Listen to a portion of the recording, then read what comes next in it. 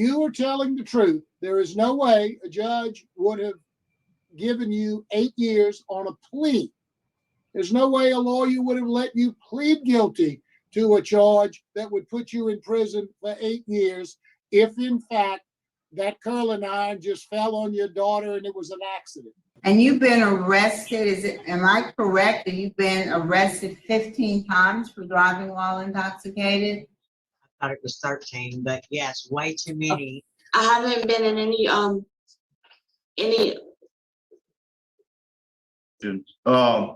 when you were dating the victim's mother, was the victim in the residence? You're right.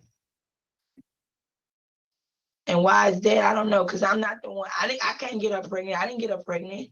Or I'm not the one that I could mess with her in any type of way. I can't do that.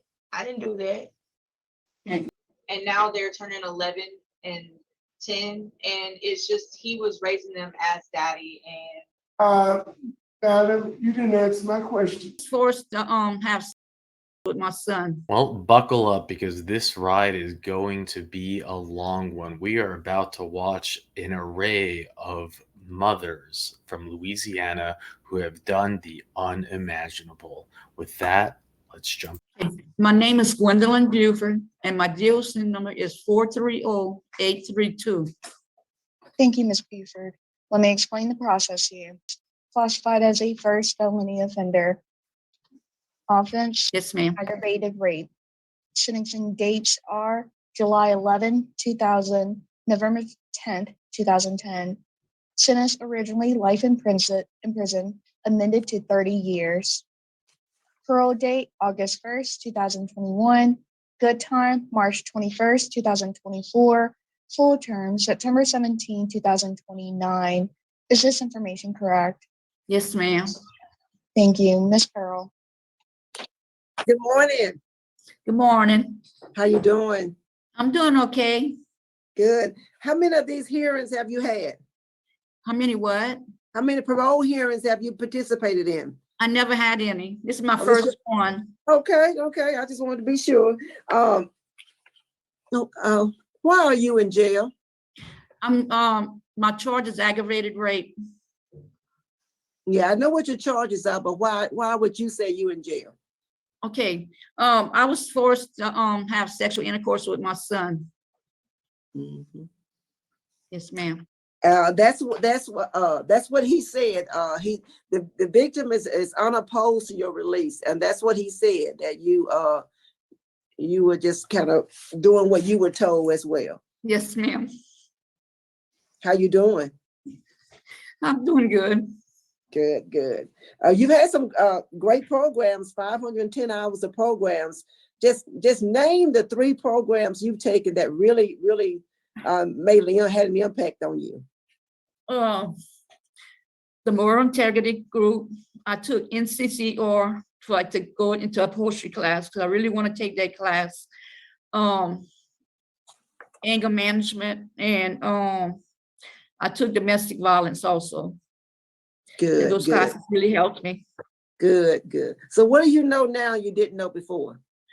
I know that to be a stronger person, and that I know that I have to be able not to let people manipulate me to do things that I don't want to do. And if for something else was to come up like that, I know to be stronger and to take control and to do the right thing and call the cops or whatever I have to do to stop, the situation at hand. Mm-hmm. Good. That's what I wanted to hear. So what is your marital status now? Are you married? Divorced. I'm divorced. You're divorced. And how many children are you the mother of? 4. What are their ages? I have a 30. I want to say a 41, a 40, and the victim, I think he's like 35 or 30. I forget their ages. I understand, but they all grown. What are your relationship with them now? How's it going? I have contact with all of them except the victim, and I'm close with all my children. Okay, that's good to hear. You do have a low Tiger score, and I see that you did complete the sex offender treatment program. Yes, ma'am. All that, and that's going to change your life going forward. Yes, ma'am. The registration and all that. You're a high school graduate, is that correct? Yes, ma'am. And so tell me about the trade.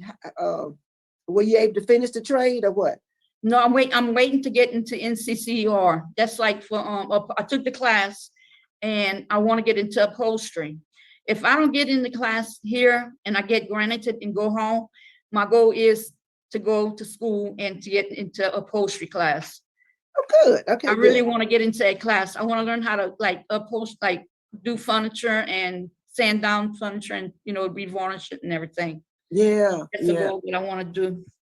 That's good. Make something new. Yeah. Make something old and make it new. Now, I do want to inform you now that all law enforcement is opposed to your early release. There's nothing you can do about it, but I just want you to be aware of that. But your victim is unopposed. Okay. And I wanted you to know that as well. This is a horrible crime. These circumstances are really, really horrible. I tell you. Staff there, is there anything you want to tell us about Ms. Bluford? About the what? Hey, good morning. Good morning. No, nothing, she hasn't had any write-ups since 2016, so we're proud of her for that, and just completing her different classes that, she spoke of and what's helped her the most. But no, we don't have any issues with Miss Buford here. All right, thank you. Thank you. Madam Chairman, that's all I have. Thank you, Ms. Wise. I don't see any other questions, so we'd like to hear from Ms. Dowden. From who? Okay. Good morning. Good Good morning. Good morning. Hi, I'm Ashley Dowden with Louisiana Parole Project, client advocate. I have spoken on a few occasions with Ms. Buford. I've also spoken with her daughter, who she would plan to live with long term. We've accepted Ms. Buford in our program, but in a little non-traditional way. She would be going directly to live with her daughter, for two reasons. First of all, there would be the registration, the expense of the registration if she moved to Baton Rouge and then to New Iberia. Also, the housing that we have for our women is not quite in the correct zone for someone, because we want to follow distance guidelines that we have in our parish for people who have to register from schools. So we just wanted to make sure that her residence was on the up and up with all of that. So she will not be housed at Parole Project, so she'll go straight home to live with Amanda in New Iberia. Amanda lives in a rural area. There's no children in the home. She has an excellent relationship with her daughter.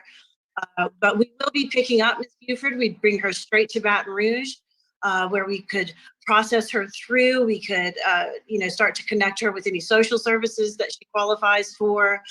She would also meet her case manager. She absolutely will have a case manager, and we will provide her a phone and walk her through how she can do our program remotely. So she'd be taking all of the same classes that everyone takes when they come through our reentry program, but we would be doing them remotely.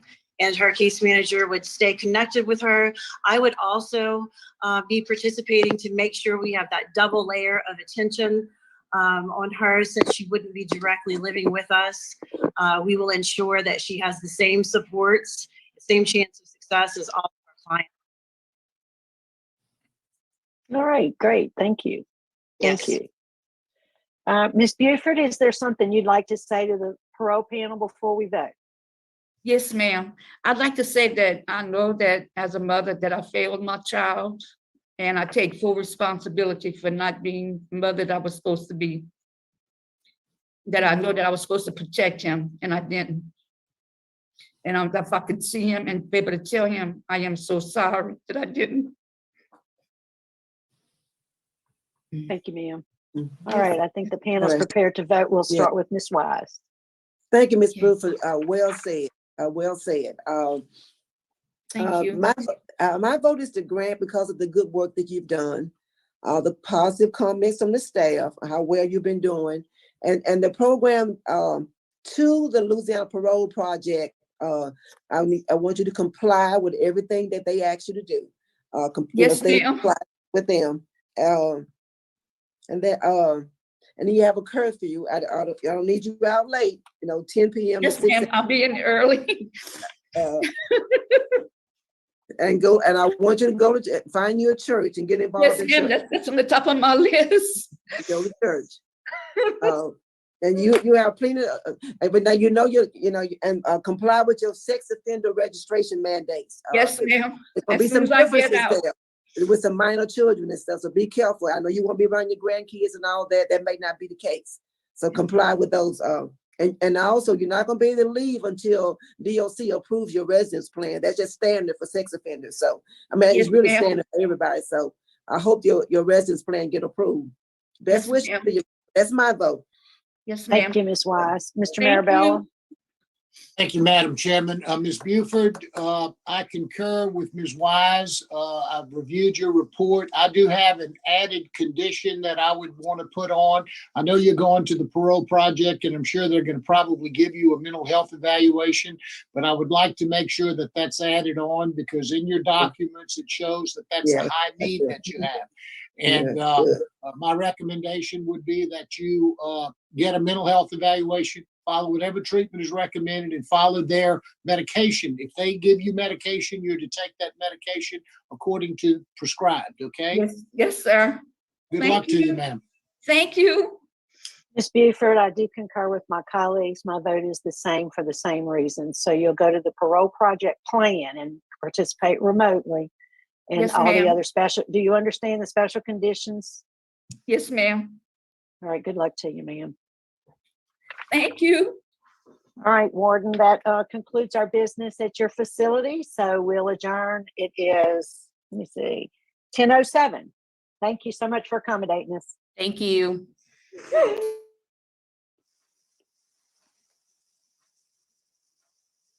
Right. So on this theme of just wonderful Louisiana moms and a Miss Wise interview that, of course, gives you nothing, but we do have information that we'll go over. Thank you, Rich, for providing it. Now, you might remember this case. We covered it also once before, but I thought, for putting this, I guess, montage together, it puts a lot of context into things. Again, she got, quite a long sentence, while comparatively to to others in this docket, if you want to call it that, who just got little slap on the wrist sentences.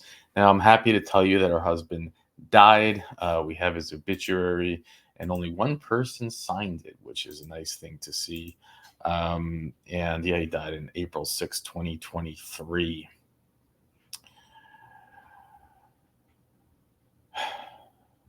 It's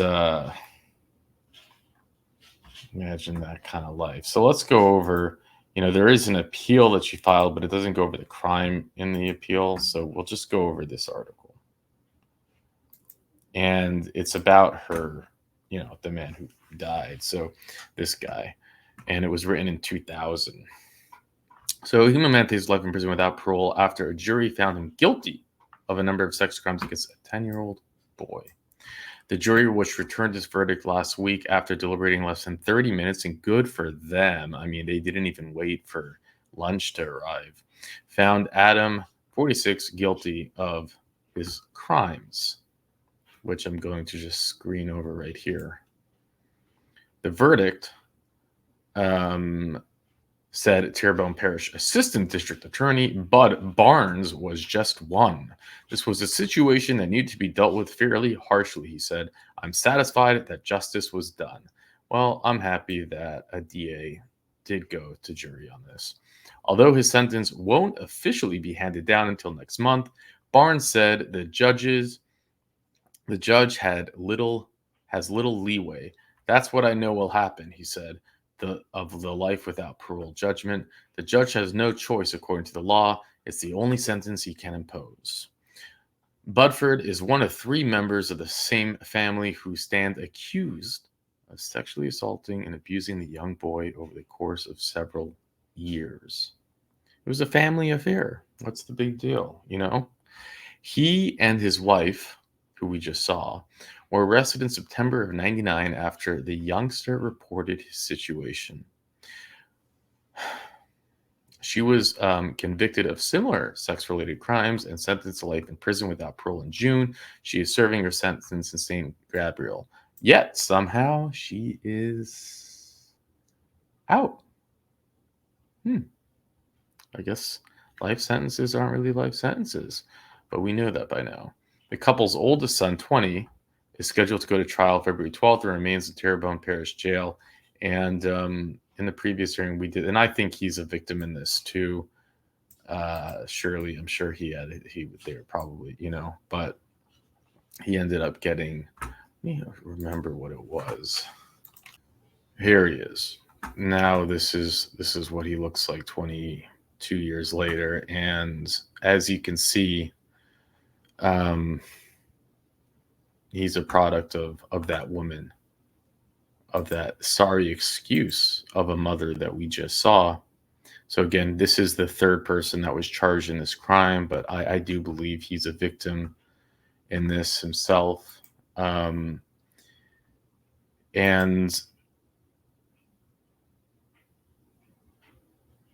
the picture speaks a million words. And it does say something. There are so many who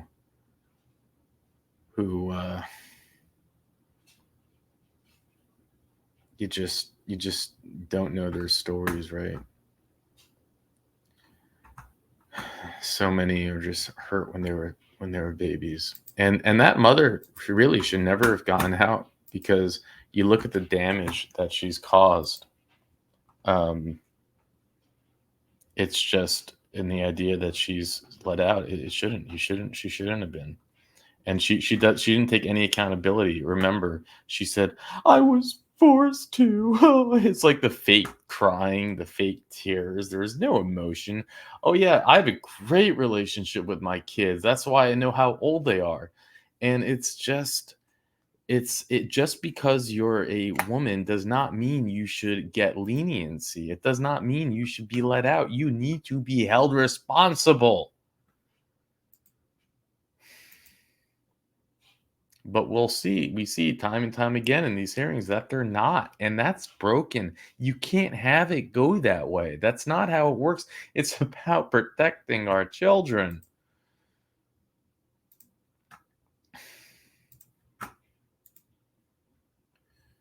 All right. So he is out, by the way. So I'm not sure how much time he ended up getting, but he's out because that was his registry card. Now he is charged with aggravated simple and 2 counts of aggravated abuse and incest. Convicted. Rutherford faces life in prison without parole. She, who took the stand during a one-day trial to tell jurors that she participated in a sexual activity and the insistence of her abusive husband, also testified in last week's trial. It's highly unusual for spouses to testify against each other. Hey, in this case they did. In the other case they didn't. I felt like she wanted to do this to make amends for the horrible things they had done, Barnes said. He added that Gwendolyn Bedford didn't receive anything in return for cooperating with the prosecution. She had nothing to gain or lose, Barnes said, except to clean her conscience. I don't think sociopaths have conscience. Just my opinion. I'm not a doctor. I'm only speculating on a situation like this. Adam Bufford, who is the Terrebonne Parish Jail and Monmouth impending, is November 13th, blah, blah, blah, and he died in prison, as I mentioned. Anyways, you might not believe it if you didn't see it, but now you did. Thank you, Richard, for providing the information, and we'll jump into another disturbing hearing. Now we're going to watch something a little different, and that is we're going to watch the lover of a mother, so not the mother, come up for a parole revocation hearing. He is serving 10 years for molesting his lover's daughter. If you're confused, in a nutshell, he molested a girl and now he is dating her mother and he is getting revoked for doing that. You can't make it up. With that, let's jump in. Against you, you'll enter a plea of guilty or not guilty, and then Mr. Freeman will have some questions for you. Okay? Yes, ma'am. You're accused of violating conditions of your parole, specifically number 13, which was a special condition regarding sex offender specific contract. Which you are prohibited from communicating with the victim or immediate family members of the victim electronically, in writing, or orally unless the victim gives written consent to such communication. You violated this condition by being in a romantic relationship with the victim's mother, Jessica Brown. How do you plead to violating condition number 13? Yeah, I plead guilty to that, ma'am. Okay, Mr. Glover, just a few questions. When you were dating the victim's mother, was the victim in the residence? No, sir. Was the victim ever around you when you were dating the mother? No, sir. Are She you was still living dating? in Houston. Okay, are you still dating the mother? No, sir. Okay. I mean, what led to the arrest? Did the probation officer ever tell you you wasn't to be around the mom? No, sir. The officer admitted during this for the parish, Alexandra, whenever he come up here with one of his supervisors, he admitted that he never read me the contract. He never, whenever I first come home in December, I went to the office and his supervisor briefly went over the contract, just the basics of it, and told me to sign it and said my PO officer was gonna go through it, Mr. Mark Ward, but he never did so. And like I was under the impression that I couldn't be around the victim, but it's her, I didn't figure that she'd have to sign for that too. Okay. I have no further questions. No. Anything else you want to say to us before we reach a decision? I just asked, ma'am, like, y'all take into consideration that I just did over 10 years for this man. I was out there, I was doing the best I could. And if I'd have known about the specific stipulation that I shouldn't have been around the woman, I wouldn't have been around her. And now that I learned about it, I'm not messing with her, ma'am. And I think my full term date's August 22nd, ma'am, but I done did enough time over this. I done lost all my 20s. I'm just trying to get back out there to the streets so I could do what I gotta do to get my life on the road again. Okay, we're ready to vote. Mr. Freeman will be voting first. Okay, Mr. Glover, I vote to do not revoke and to reprimand you and turn you back loose under supervision. Do not go around the mother unless you get written consent. Okay? Yes, sir. Yes, sir. Mrs. Jackson? My vote is the same. Do not revoke, return to supervision. My vote is the same. Mr. Devine, do not revoke, return to supervision. Right. So what does that mean, ma'am? Like y'all gonna release me? We're now, gonna send some paperwork to the jail to release you. All right. Thank you, ma'am. Report to your probation officer. Let them know you out. All right. Thank y'all and God bless y'all. Thank you. Why they decided to give him another chance like that is beyond me. It's like sometimes the board does things that just makes me say, what? Why? For the sake of the victim, say, no way, like you're done, you're gone. We'll go over what he did, but I am happy to share with you. Thank you, Richard, for giving me the update on this. That he's waiting trial. He's locked up. Guess how long he lasted by the time they let him out. So this hearing took place in July of 2023. He lasted, I think, about 3 or 4 days before he was arrested again. Maybe a week. He was arrested for... he was released on July 25th. He lasted 3 months. He was arrested on October 16th for battery of dating and also burglary. He bonded out for $10,500. And then that's when it was. A month after that, he was arrested again, November 20th, 2023. For DV. What a shock. And then again on 4/8 of 2024, which is just 2 months ago from the time of this recording, for battery again. And he bonded out for $86K. I don't know where he's getting this money from. Maybe it's his wonderful dating partners, and he's currently awaiting trial. So he initially gets locked up in 2012, serves 10 years, gets out, immediately gets revoked, and now he can't go a couple months without serious crime. And again, this board released him. If you're wondering why we didn't see him for another revocation hearing, it's probably because he realized that there's no way that he would not get. Well, actually, that's a really good question. I don't know why he wasn't forced to go in front of the board and for them to pull him back on that revocation, why he's allowed out on bond. To me, that seems like. Let me check with Sir Richard if he has insight on this. Okay, it's been like 20 minutes, and Richard has responded. So the answer to this is why he's not revoked is this because it doesn't go to the board until the outcome of the current crime is decided.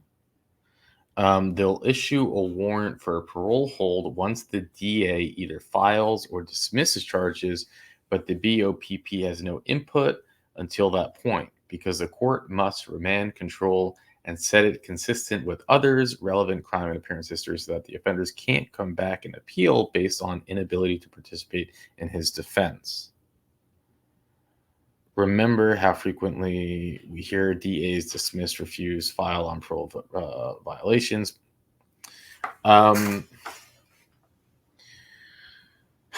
It is interesting because I think that we've seen on two sides, right? So the DAs will simply not prosecute because they know that he's going to get revoked. We see that all the time as well. I don't know why. Maybe the DA just hasn't gotten to the paperwork. This new offense did only recently happen 2 months ago. So it could just be there's time.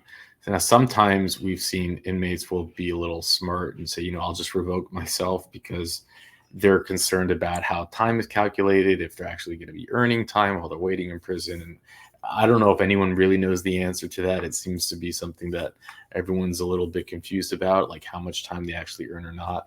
But anyways, digress, right? We just saw someone, a roach, who, we don't see the woman he's dating, but she's just as bad of a roach, if not worse. Probably, I would argue worse because it's her biological child that she should care about.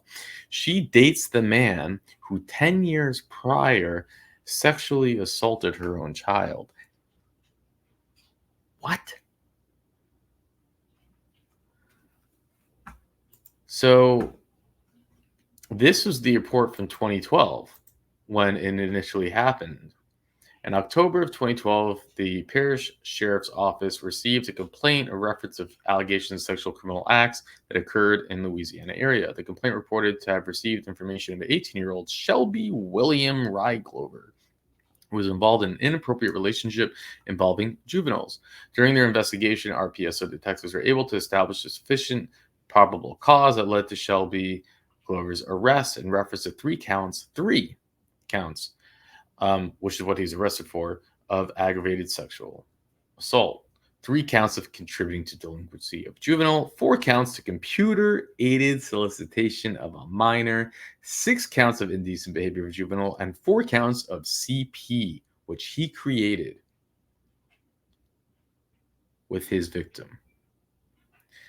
As detectives continued their investigation, additional persons were arrested, which included his brother and also his mom. It's a great family affair. Woohoo! Oh man, the mom was arrested for obstruction of justice. So I guess she wasn't directly involved. Maybe just But I, again, am going to say my anger lies towards the roach mother. We don't get to see her. She should have been arrested, in my opinion, too. But hey, I guess there's nothing illegal in the law that restricts it. But I think the board should have done the right thing and realized that they needed to protect the daughter because no one else will. Anyways, he wins the Darwinism Award for finding a way to protect the daughter by just getting locked up. And hey, if there is an update on this case, we'll give it to you.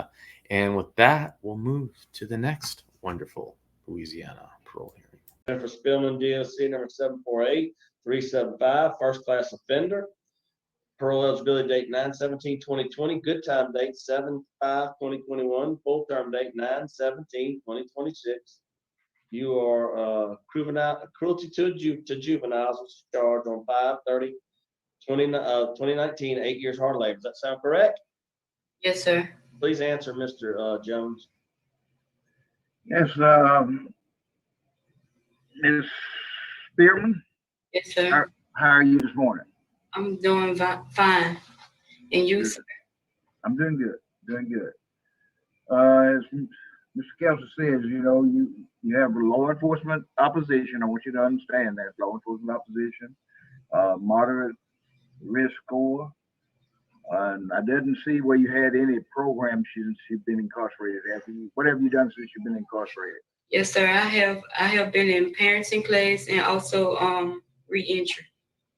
Have you completed those? You're in them now. Yes, sir. I have completed parenting, and I have next week will be my last day re-entry.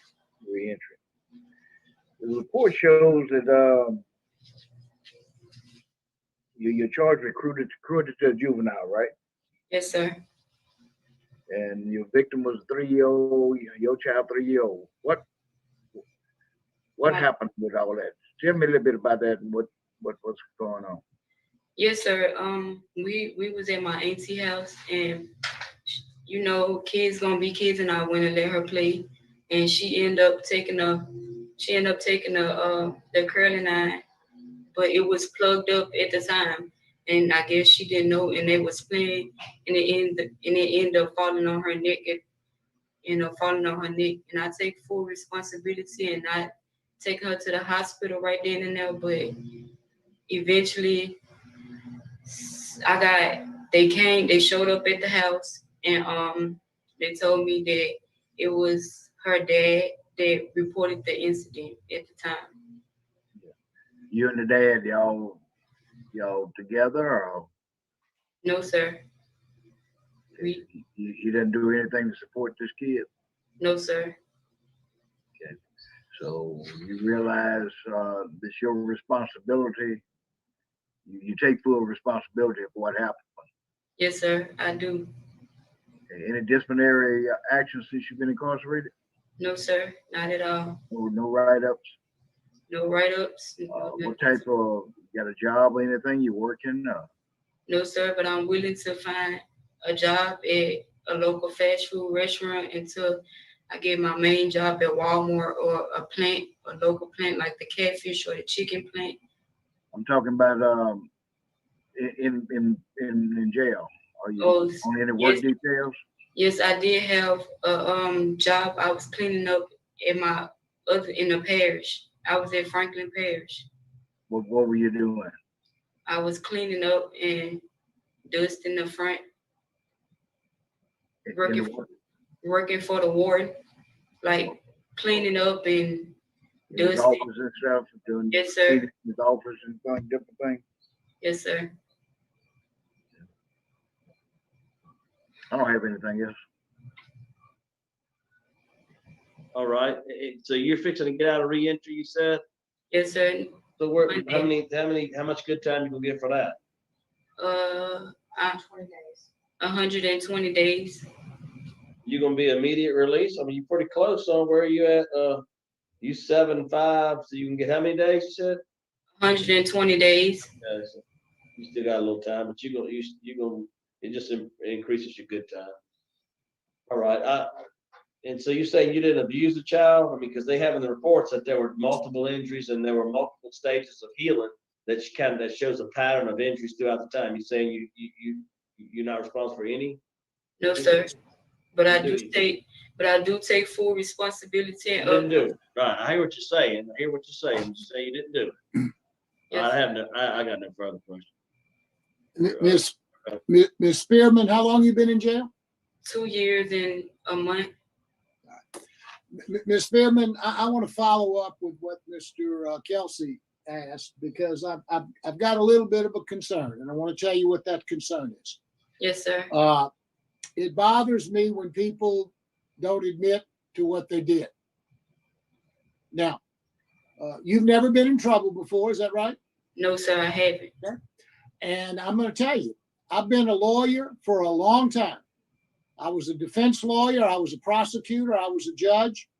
I got an idea how the criminal justice system works. If you are telling the truth, there is no way a judge would have given you 8 years on a plea. There's no way a lawyer would have let you plead guilty to a charge that would put you in prison for 8 years if, in fact, that curling iron just fell on your daughter and it was an accident. So I don't buy that. Now, do you want to tell me what really happened? Yes, sir. What? I would tell you what really happened. It happened like that, but when they showed up, I did whoop her at the time before they had showed up because she had ended up sticking a fork up in the plug. So yes, she had fresh bruises on her from me whooping her, and she was moving. And yes, I do admit to doing it, but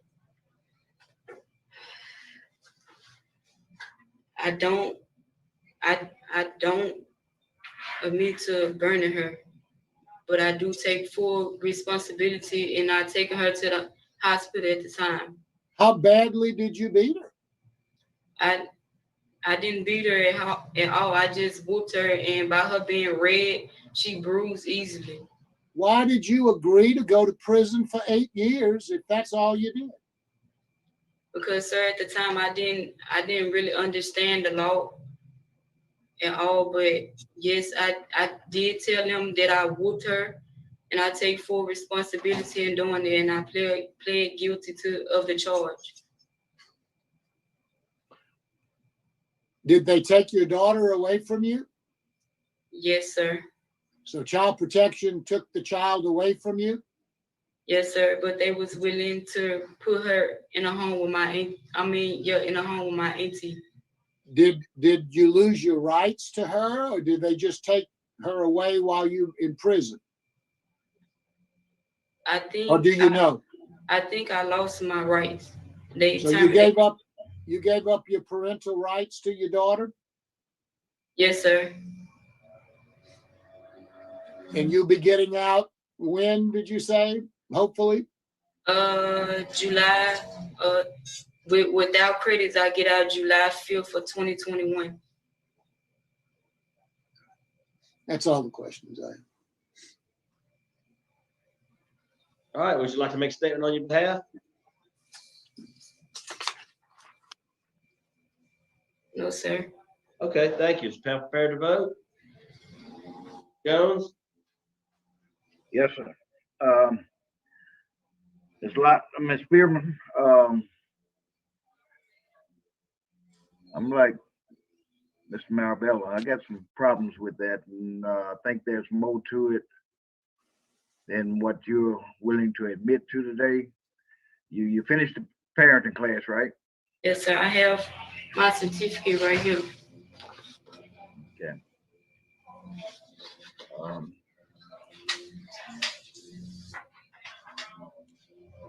Since it's so close to your good time date and everything, I'm gonna vote to deny and give you more time to do some more programs and think about your responsibility as a mother.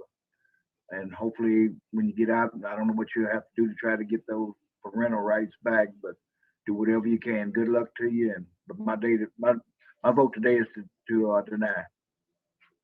All right, Mr. Marabella. Ms. Spearman, I believe there's something more than what happened that maybe you're not even willing to admit it to yourself. I don't know. You've taken some parenting classes. I hope that you can take some more.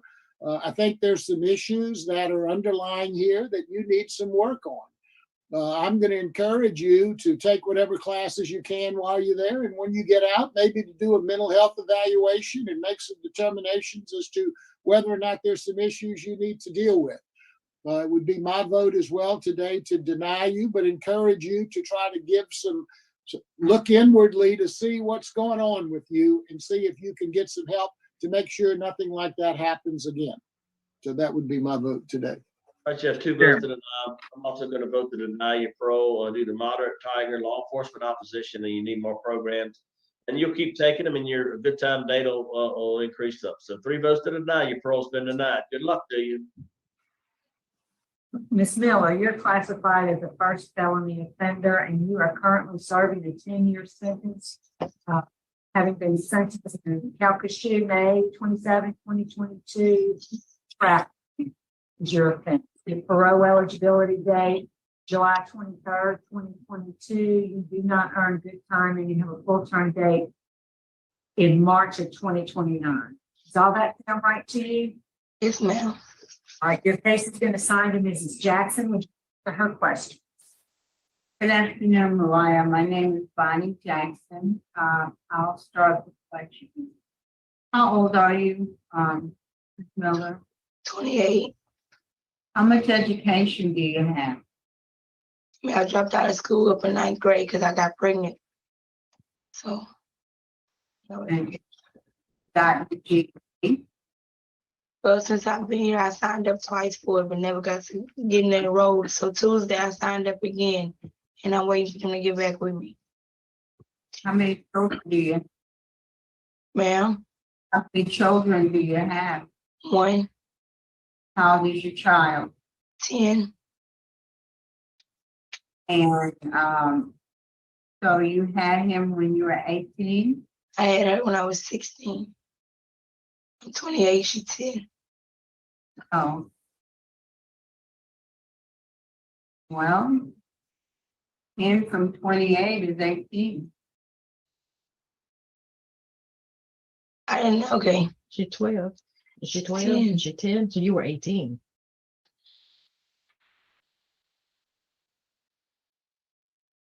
-28 is 18. I don't know. I ain't been in her life really. Not really. I mean, I'm supposed to keep up with it, but So who has daddy, your daddy, you have custody of her. so when's the last time you even saw or heard from him? Maybe 6 years now. And how long have you been in prison on this charge? It'll be 4 years in March. So you had lost custody of her even before. I never lost custody. I gave him custody because I was young when I had her and I wasn't ready to be a mother. How old was he? Ma'am? How old was the father? He was 23. Okay. So let me ask you this. How did you end up in the situation that you're in right now? I was hanging with some guys and I mean, they had something going on. They had things going on that I really wasn't worried about. And I ended up, I was at the wrong place at the wrong time and I was with, I got in this situation. Okay, you're not really answering the question. Were you personally involved in prostitution? Have you ever acted as a prostitute? Me, myself? Mm-hmm. Yes, ma'am. And how old were you when you became involved in prostitution yourself personally? 25, maybe. 25. Why at 25 you became involved in prostitution? I mean, I was hanging with people that were doing it. And I mean, someone had asked me to do it and I did it. You ever have a regular job? Yes, ma'am. What's your regular job? I was working at Church Chicken. How long did you have that job? Like a year and a half. Okay. What about drug use? Tell me about your history of drug use. I was smoking synthetic marijuana.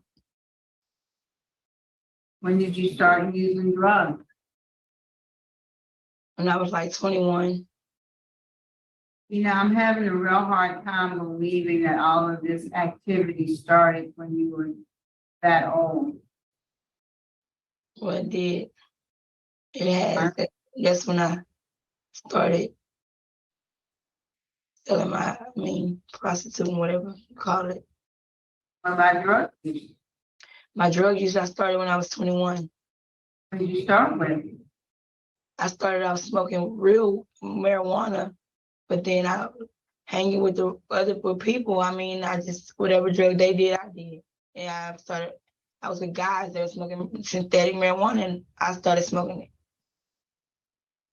Did you have a pimp? A pimp? I had someone, I guess that's what you call it, they're controlling your money and telling you what to do. How did you get yourself in that situation? I'm trying to understand why your life is. What is that on top? What you say? I was talking to the staff. I got involved in this situation being a prostitute. I was with someone, my cousin. She was a prostitute. Her girlfriend was, I guess you could say, someone that controlled her money. And her girlfriend asked me if I wanted to make some money. And, I said, yeah. And it went from there. Where was your mom? My mom was living her life, taking care of her other kids. I had then moved out. I was grown. When did you move out? Me and my mother didn't have a good relationship. We never got along.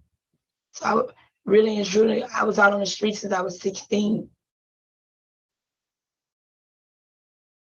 Okay, okay, if you were when you were out on the street at 16, who were you with?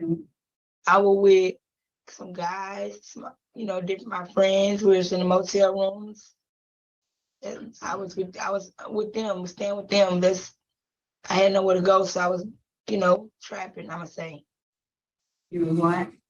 Trapping. That's what they call it, like being in a motel room and doing stuff, doing drugs and prostitution. Yeah, I guess. Yeah. Have you ever been diagnosed, or have you ever had any kind of psychological evaluation or did you have any kind of learning disabilities when you were in school? Did you struggle in school? I did. Yes, ma'am. Have you ever been tested for any did they ever test you in school for any kind of learning disability? No, I was in resource. And what was the resource about? It helped me with what I didn't understand. It helped me. It broke it down for me more to where I could understand it. Because I really wasn't. I'm not good at catching on fast at stuff like it. Some people are. I'm not advanced as other people. I understand. So have you made an effort to get a GED?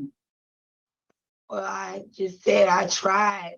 This is my third time. I've been trying to get in any type of class since I've been DLC. I signed up for GED twice. Nothing happened. Tuesday, they came back around with another sign-up sheet. I signed up again. I could keep signing up, but it's up to these people to put me in a class. I can't make them. I'm trying. I've been trying since I got here. Okay. Have you had any kind of program? None.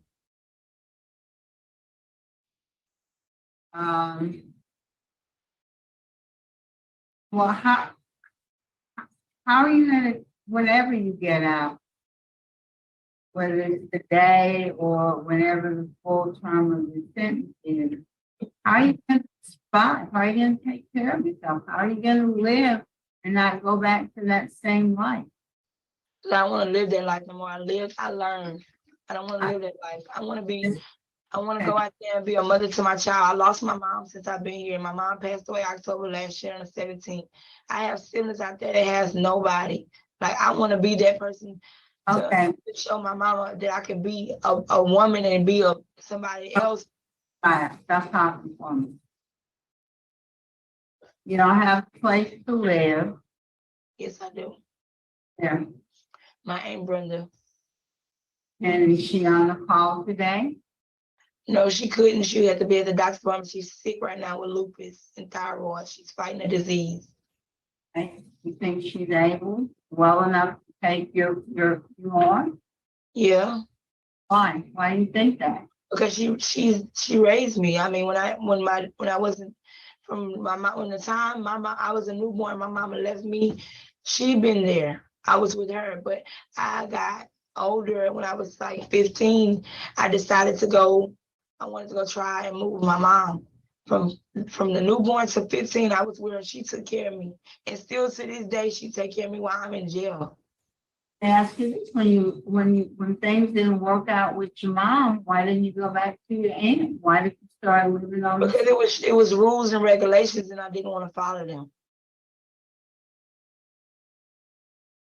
Well, there's still gonna be rules and regulations you might not want to follow.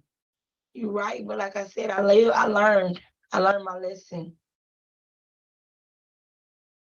If I gotta learn more, I learned a lot of things within 4 years that I wish I would have known before that I know now. Well, how do you feel about getting a 14-year-old involved in that life? How do I feel? I feel horrible about it. I didn't involve her in that life. She was with, the people that I was around were dealing with her, and yeah, but I feel horrible about it because I wouldn't for somebody to do that to my child, but I didn't do anything wrong. Why are you in jail? I'm in jail because these guys that are incarcerated with me were doing what they were doing. And I didn't know nothing that was going on. So I got arrested, and these people came and told me everything that was going on when they was questioning me. I couldn't even answer a question because I didn't know it. I didn't know. If I would have known, I would have told. I didn't know nothing. I had nothing to tell. But you got the longest sentence of anybody. Yeah. You're right. And why is that? I don't know, because I'm not the one. I can't get her pregnant. I didn't get her pregnant. Or I'm not the one that I could sexually mess with her in any type of way. I can't do that. I didn't do that. And you could make it so other people could do that too. I couldn't make nothing. Whatever she had her own mind. I can't make nobody do something they don't want to do. How could I make her do something with somebody? That's not even me. That's not even something I would do. I have a little girl. Okay. All right. Can I speak to the staff in the room? Right here, ma'am. Hi. What can you tell me about Mariah? I just met Miss Mariah the other day when we did her screening. That was the first time I'd seen her. What kind of programs do y'all have available at your facility? It seems like she's not had any kind of programming, and she obviously needs a lot of help. So what do y'all offer there? We offer, there's a variety of classes and programs that we do offer. It's most unfortunate, and she has applied for programming. DOC's policy is they've got to be 5 years short before we place them into programming.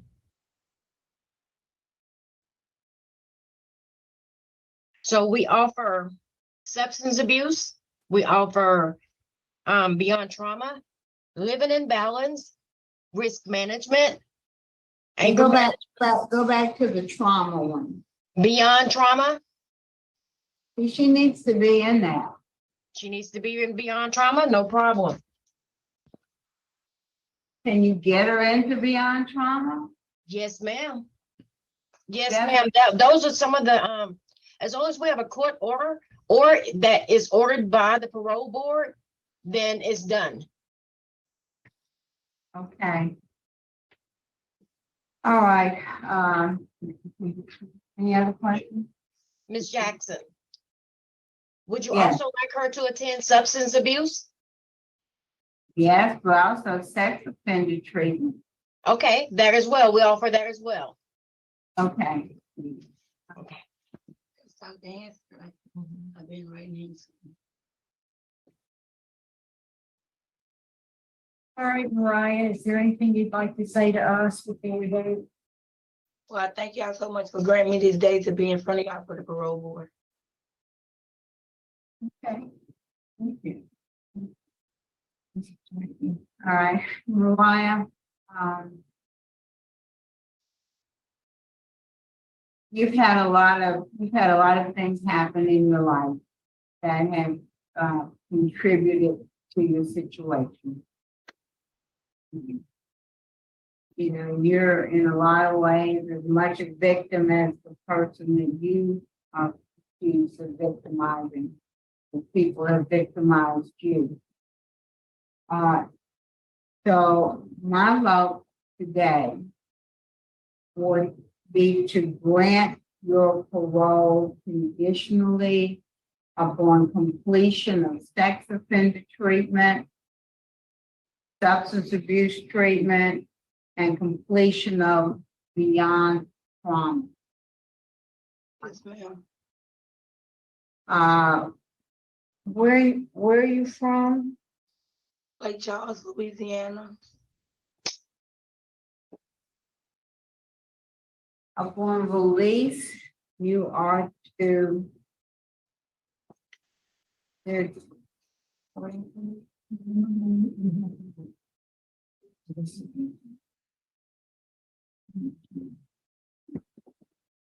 I'm going to order that you enroll in probation and parole day reporting center. You're enrolled in GED classes. We'll just start with that. So that's my vote. Mr. Roche? Thank you, Madam Chairman. Ms. Miller. Yes, sir. Good afternoon. Good afternoon. I've sat here and I've listened. And you seem as if you have some anger issues or some, as I would say, the old folks would say, a chip on your shoulder. You need to knock that chip off your shoulder, start a new beginning, finish these programs with beyond trauma, substance abuse, and sex offender treatment. If you complete those in 9 months, you'll be released. And get a resolve that you're going to change your life. Yes, sir. Change all your places, things, and people. Don't go back to any place or do anything or associate with any people from your past. Yes, sir. Trying to find a new life, find a good job, take care of you. You have a daughter? Yes, sir. Take care of your daughter and find a good apartment or house and start anew. I've just changed my vote sheet because I was going to deny you. But I think you deserve a chance. And I'm going to agree with Ms. Jackson to grant you conditionally upon completion of beyond trauma, substance abuse, and sex offender treatment. In the same condition as Ms. Jackson. Young lady, you're 28 years old. You have a chance of creating a new life for yourself. You want to do that for me? All right, Miss Mariah, my vote is the same. Do the same. You've got some work to do, but good luck. Thank y'all. You're welcome. Head next door to Louisiana, happening in Calcasieu Parish. 3 men and a woman are behind bars, charged with sex trafficking a 14-year-old girl.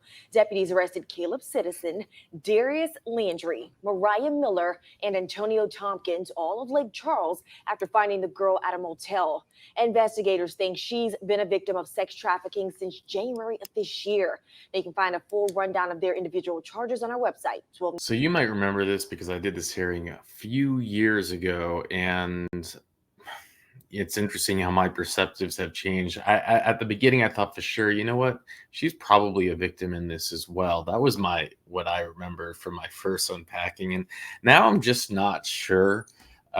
Maybe I've become super jaded. It does seem bizarre to me that she got the longest sentence. I mean, and thank you, Richard, for providing the information. Her co-defendants got additional charges, including sexual assault, carnal knowledge of a juvenile, and she didn't get those charges yet. Again, she somehow ended up with the most time. She did seem to be, authentic and genuine and wanting to, and just maybe for the first time feeling, her crying or tears were very real to me. And maybe having the parole board, believing in her was this type of just something she hasn't had maybe in her whole life. And, she's still locked up though. This hearing took place in 12/15/2022.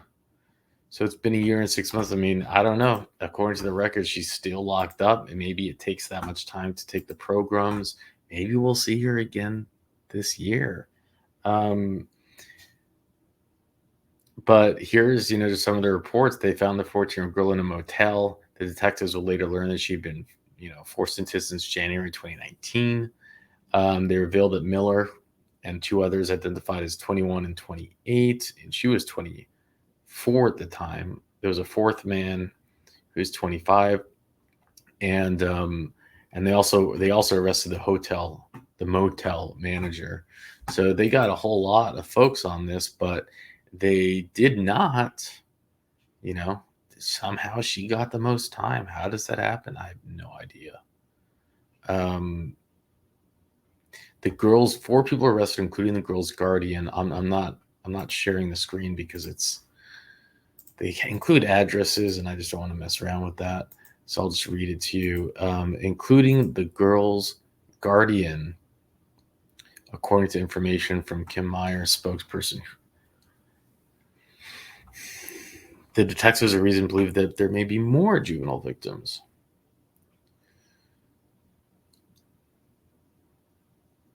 The detectives responded to her report that she may have been, that when she was reported as a runaway, and they found her in the motel room that was registered under Maria C. Miller's name, and she's from Iowa.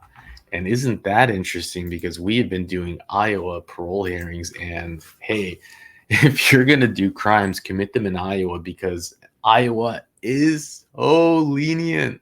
It's, they make Connecticut look like what's the word I'm looking for? Connecticut looks like Louisiana as Louisiana looks to Connecticut. I don't know. That's not a great. Anyways, we're going to jump into a few more of these hearings, and the last hearing of the day is, I think, if not, it's the worst in some ways. So buckle up for that. With that, let's jump in. What were you in prison for in Texas? For DWI. Okay, and you've been arrested, am I correct that you've been arrested 15 times for driving while intoxicated? I thought it was 13, but yes, way too many. Okay, 13, 15, you know, that's fine. Well, I'm glad Miss Jackson has this case, but I know Mr. Mirabella would have been chomping at the bits for this one. We're taking a blast to the past to 2022. The parole board is still using a potato for a microphone, and the air condition at the prison is making noise. So sorry about the audible. I tried to fix it, but couldn't get it there. Anyways, let's jump in, and I'll unpack it with whatever details I have at the end. All right, good morning. Hello. Hey, can you hear us? Yeah, can you hear us? You can, all right. You are Miss Jackson? Sam. All right, go ahead, ma'am. Tell us your name and DOC number, please. Jackie Renee Jackson, and my DOC number is 103629. Right, Ms. Jackson, my name is Cheryl Renatza. Seated to my left is Mr. Alvin Roche, and to my right is Ms. Bonnie Jackson. I'm going to read some information into the record, ask you to confirm it or verify it for us, and then Ms. Bonnie Jackson will be asking you some questions. Once we're finished with the questions, we'll hear from the facility staff, and at the end, you'll be allowed to make a statement if you'd like before we vote. Thank you. Okay. All right. So you're Jackie R. Jackson, DOC number 103629. You are classified as a 5th felony offender. You were sentenced, your recent sentencing was October 4th, 2021, possession of meth and distribution of meth. You're currently serving a total sentence of 5 years. You have a parole eligibility date, which is May 23rd. Your good time date is November 23rd, with your full term date, February 24, 2026. Is that information correct? Yes, ma'am. All right, good morning, Ms. Jackson. I'm going to ask you some questions. Are you having any trouble hearing? It's kind of breaking in and out, but I'm understanding you. All right. You are serving a 5-year sentence because you were revoked on a distribution of meth charge. Is that correct? You are on probation for distribution of meth, and then you got an arrest for possession of meth, and you ended up getting your probation revoked. Is that correct? That is correct. And you have been incarcerated for approximately 13 months. Is that correct? Yeah, 14. The 23rd will be, tomorrow will be, no, the 28th of this month will be. 13 or 14 months. Yes, ma'am. It's my understanding that since being incarcerated, you have not enrolled in or participated in any kind of rehabilitation programs. Is that correct? That's correct, but that is not at my, I have plenty of paperwork where I've written to, I understand, but trying to get into classes. But you've actually not had any kind of substance abuse treatment or any kind of programs since you've been incarcerated. Is that correct? Not this time. I have prior to this sentence, but not at this sentence. And how long ago did you have substance abuse treatment in jail? In 2009, when I left TDCJ, I had 28 certificates. But yet you went right back to the same kind of behavior. Yes, ma'am. The impact of those tools burned down to our desire and our responsibility, because you can have every tool under the sun, but until you have the responsibility and the desire to reach in to grab that tool and apply it to that situation, for me, that's where I dropped the ball. That's where I've taken cognitive life skills. I've taken parenting classes. I've taken anger management. The last time when I got out in 2019, I put myself in a program to where I would be held accountable. And that's what my plans are when I leave this time. I'm going to CADA. And then after that, I'm following up with Celebrate Recovery meetings at the church right up from my house that are once a week. Have you done Celebrate Recovery in prison? No, ma'am, they don't have it. Have you done it in any previous periods of incarceration? Did you do it when you were in jail before? You've never done Celebrate Recovery? Yes, ma'am. Yes, ma'am. In Texas, I did Celebrate Recovery. You're in prison in Texas? Yes, ma'am. And whenever I got out in 2019, I went to Celebrate Recovery up until the time. I'm gonna have to ask you to, just give me you answer a question and you don't give me a chance to really ask you what I'm trying to ask you, okay? What were you in prison for in Texas? For DWI. Okay, and you've been arrested, am I correct that you've been arrested 15 times for driving while intoxicated? I thought it was 13, but yes, way too many. Okay, 13, 15, that's fine. How many times have you been convicted of DWI? I'm not sure. I know that being here by divine appointment, it seems that I have been able to talk to. Okay, how many times do you think you've been convicted of DWI? Probably 8 times. 8 times? Yes, ma'am. So you have a really severe addiction, is that correct? Yeah, it goes back and forth, yes. It comes and goes. I mean, the alcoholism is always going to be there. My desire and taking responsibility for my actions has come and gone. Okay.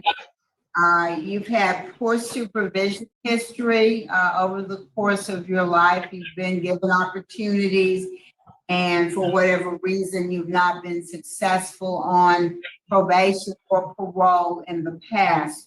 So what is it today that would make us believe that you would be successful this time? Because I have been scared straight. I have sit here by divine appointment and talked to some of these ladies that are here for 15, 20 years for DWIs. That would be a death sentence to me. I can't do this anymore. My plans when I get out are to take I want to be a substance abuse counselor. All right, Ms. Jackson, what is your transition plan? If you were to be granted early release, where do you plan to live? I plan to live with my mother's after I'm going to CADA first. Wait, slow down, you're going too fast. Okay. You plan to go first? I plan to go to my mom's for a couple of weeks or until they have a bed open at CADA. And what's CADA? It's an in-house rehab program. Where? In Shreveport. And where does your mother live? In Logansport, about 45 miles from Shreveport. All right. And have you been accepted at this program, or do you just hope to get in? I spoke to the district office, Natchitoches district office, and spoke to my ex-parole officer, and he is going to help me set it up because they didn't want to violate my probation. They just wanted me to go to CADA, but the district attorney would not come from a felony to a misdemeanor, so they had no choice but to violate me. So I spoke to Russell Haynes from the Natchitoches district office and told him what my plans were to go to CADA and just follow up with Celebrate Recovery, and he said that he could make that happen. What about employment? Yes, I have that through Handy RV Restoration Services. I spoke to my mother this morning, and my employer and my mother are supposed to be participating in my hearing. Or maybe they couldn't get on because of the severe weather. But Ms. Jackson, thank you. That's all I have. Thank you. Ms. Jones, is there any information you can add? No, ma'am, not at this time. All right. Ms. Jackson, is there a statement you'd like to make to us to close it out? Just that, I know that I don't have any classes that I've taken here, but I have had classes. I've been doing this all my life. Being here has shown me, my mother is 80 years old. Every day that I have missed with her is time that I can't get back. Another DWI would send me to prison for probably 20 years or more. That would be a death sentence for me. I can't do that. I won't do that. I refuse. I will put myself in programs that will hold me accountable. Getting my substance abuse counselor license will certainly hold me accountable. God has told me that I'm going to bloom where He plants me, so I'm not going to try to go somewhere else and try to have a geographical cure. I'm going to go back, and when I've changed, when people that have known me I live in a small town, when people know that I've changed, then they're going to know that they can too. But coming here has scared me straight. There's no way I'll ever drink again. All right, thank you, ma'am. Thank you, ma'am. Appreciate that. We'll be voting now. We'll start with Ms. Jackson.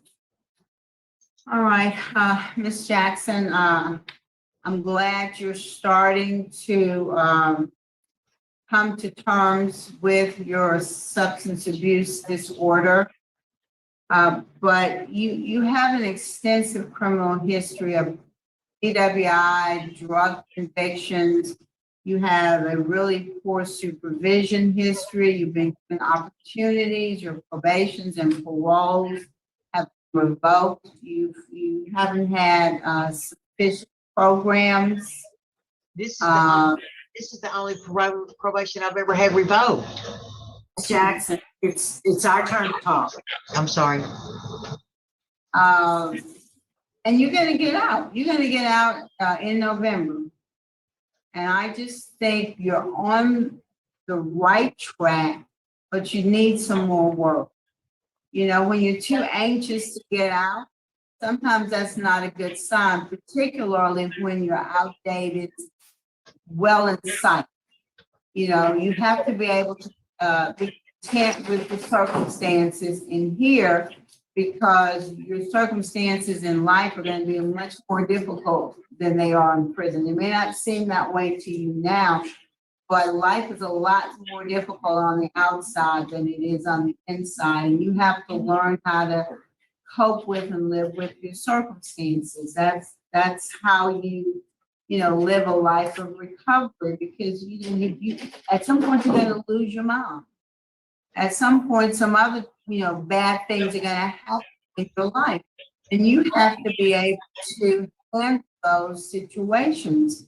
And if you can't handle, staying a few more months in prison, then I don't see how you're going to handle anything else in life. So I want you to settle down, buckle down, keep trying to get into classes, work hard so that you're equipped to stay out fine this time, okay?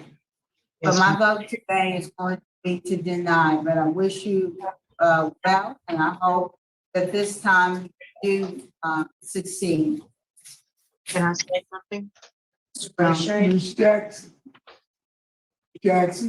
we are voting. No? Okay, I'm sorry. Ms. Jackson? Yes, sir. Looking at a criminal career starting with your first arrest in 1981, some 41 years ago. You've had 23 different arrests, 13 to 15 DWIs, 2 negligent homicide, negligent injury, all types of violent arrests. You have a problem.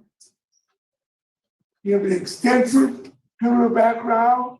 You've been convicted of 5 felonies. You have a history of DWIs. Quite frankly, you're a risk to public safety.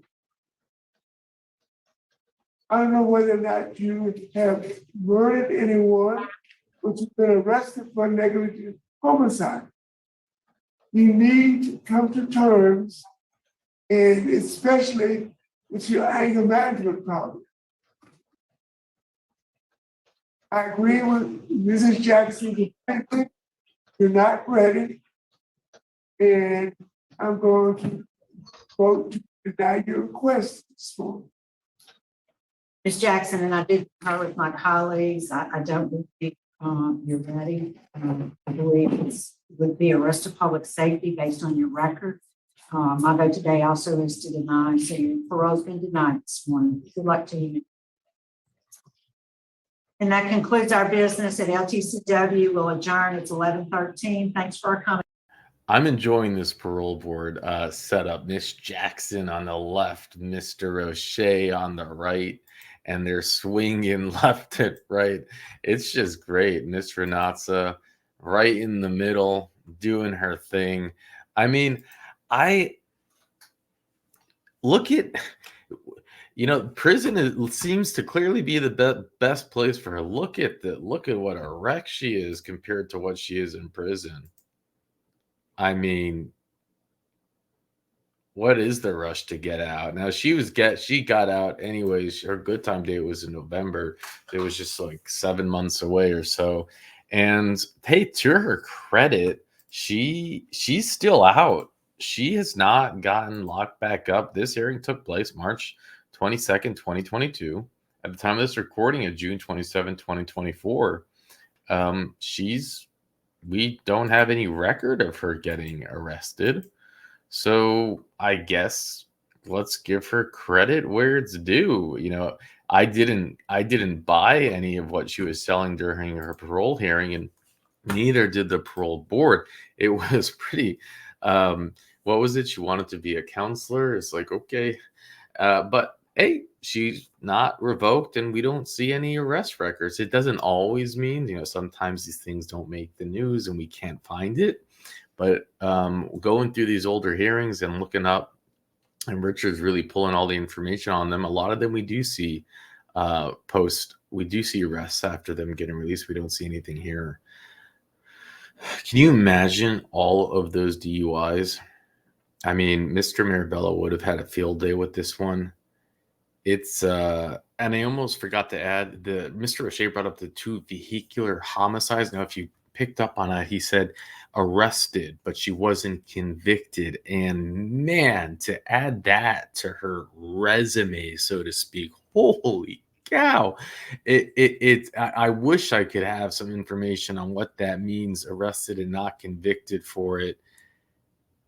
Terrifying, really is terrifying. But we're about to watch, I think, the most terrifying case of the day. And I think, well, you know what? Let's just jump in and watch it, and I'll unpack it at the end. He just got 75 years in prison. So no, I don't plan on. What did he get 75 years in prison for? To a child under 13. No. Your child, is that correct? Yes. It seems to me, Ms. McKinney, you don't recognize, and you certainly didn't then, how destructive that relationship was, because you were constantly making excuses for his behavior. You refused to testify against him. You maintained that you and Mr. Wager had done nothing wrong, and your parental rights were terminated. Do you understand what that means? Yes, ma'am. This hearing only gets worse. In my opinion, we are about to watch the poster child for a wolf in sheep's clothing. What's more terrifying is the sentence that she ends up getting. I'll unpack it with what details we have at the end. Did we lose something? There she is. Okay. Can you hear us? Yes. Okay. All right, good. We have y'all having some weather-related technical issues, I believe. Yes, we are. Yeah. So, Hi, yes, ma'am. would you introduce yourself to the parole panel? Tell us your name and your DOC number, please. Yes, ma'am. I am Brittany McKinney. My DOC number is 757036. All right, and let me just read some identifying information. I'll ask you to confirm it, then I'll turn it over to Mr. Roche because your case has been assigned to him. But first, let me acknowledge the folks who are here with us today. In addition to Dr. Hanser, we have your mother, Debbie Parker, and your father, Milton McKinney. And your mother wants to speak on your behalf. And we'll call on her at the appropriate time to do so. At the end, you'll be allowed to make a statement before we vote. Yes, ma'am. So, you are Brittany McKinney, your DOC number 757036. You're classified as a first offender. You're here serving an 8-year sentence. You were sentenced March 11, 2021 to cruelty to juvenile. You were have a good time date November 20th, 2022 with a full-time date August 1st, 2028. Is that information correct? Yes, ma'am. Mr. Roche. Thank you, Madam Chairman. Good morning, Ms. McKinney. How are you? Doing just fine. Right. You're currently 30 years old, is that correct? Yes, sir. And you've been incarcerated about 19, 20 months? Yes, sir. And you're a first felony offender. Yes, sir. And your conviction was in March of last year. Yes, sir. So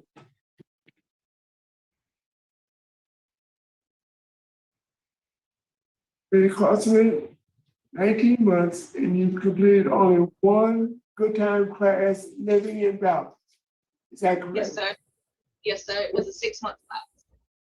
And tell me why did you need a substance abuse class?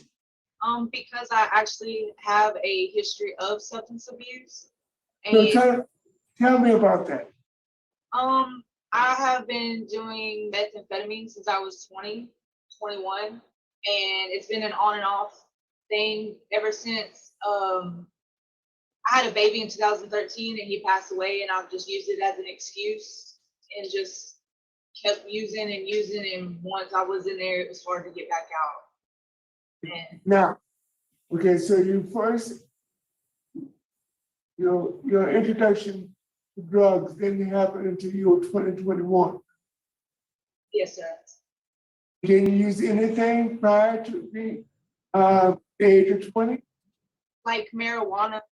I smoked marijuana when I was a teenager. Okay, and when did you start using marijuana? Probably about 15. And did you smoke marijuana continually to the ages of 15 to 20? I did. Yes, sir. It was illegal, Ms. McKinney. I know. I know. And So do you realize that marijuana is an entry gate into more serious substances yes, sir. like meth, cocaine, heroin? Yes, sir. So what did you learn in living in balance? I learned how to deal with instead of using my bad times as excuses, to work through them and find a better way to deal with it instead of just quitting and going and getting high. Now I have better tools to help me work through it. Ms. McKinney, how many children do you have? 3. 3. Yes, sir. Were you married at the time of incarceration? Yes, sir. And are you still married? I am. And is your husband the father of your children? He's the father of my third child. So the first two are by another relationship. Right. Yes, sir. So tell me why a mother of 3 children would allow her husband to abuse her children.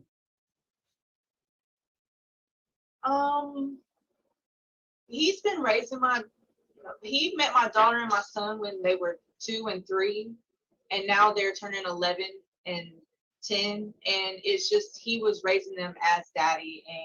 And Madam, you didn't answer my question. Raising children does not include abusing the children. you are correct. Yes, sir. And you allowed it to happen. How does a mother do that? I don't have an excuse, and I can't tell you what in the moment made me allow it to happen, but I know I feel extremely sorry that it did happen. And after But doing you put the relationship with your husband in front of your children. And you also abused him.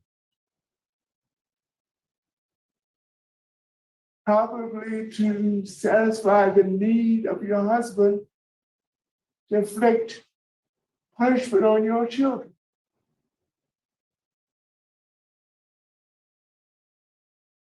Have you ever thought about it that way?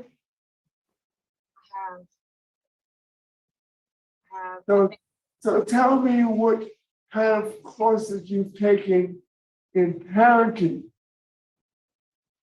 in courses that can improve your self-esteem. Yeah, I took a parenting class with with CPS. I took and passed the parenting class for them and my daughter. And I took an anger management class as well. And I did a CADA. CADA is for drug and addiction and alcohol abuse. And I have passed all of those. And where did you take your parenting class? At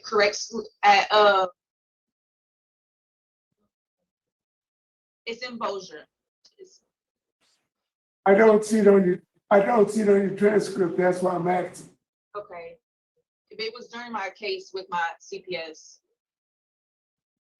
It wasn't while you were incarcerated. No, sir. No, it was before. So basically, you took a parenting class before your conviction. Correct.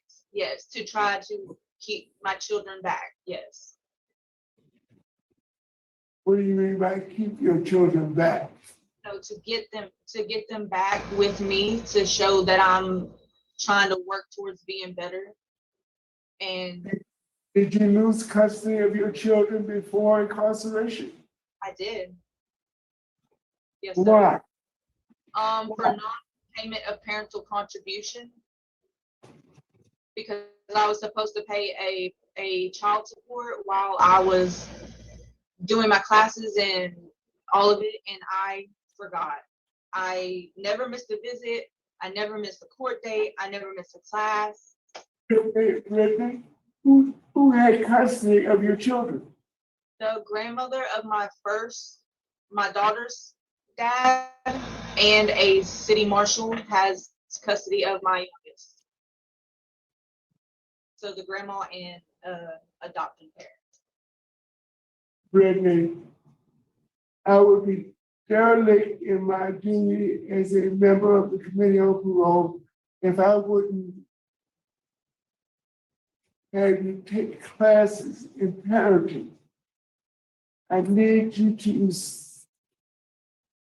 regain your self-esteem, because I think it's a low self-esteem when you allow your children to be abused. You don't think very much of yourself. Would you agree with that? Yes, sir. And I don't think your problem's been solved yet. And do you? I do, actually. I'm pretty confident. So tell me your transition plan. What do you plan to do when you're released? I plan to go to my mom's house. Already have a job lined up. I plan to stay there, help take care of her, help her pay her bills, work. We're gonna find a church. I already have a home group for my AA meetings, and they have meetings all through the day, night. If I need them, I can call them. I can go. I've been there for the entire year that I was doing classes for the CPS. I have very good support system at home. You didn't mention any of your 3 children in your plans. Okay, I have to get back on my feet before I try to reunite with them. Because if I don't, then I'm just gonna offer them the same mom that I was before. So no, sir, I didn't add that in there, but that is my plan to reunite with them. But I want to be ready to reunite with them. I don't want to just go back with nothing. I want to be better for them. I mean, I messed up. And it's not their fault. And they don't deserve me to come back the way that I was. They deserve somebody better. I agree with you 100% on that. Yes, sir. And I do want to reunite with them. I do. I just want to be a better person before I do. I don't want to offer them any less.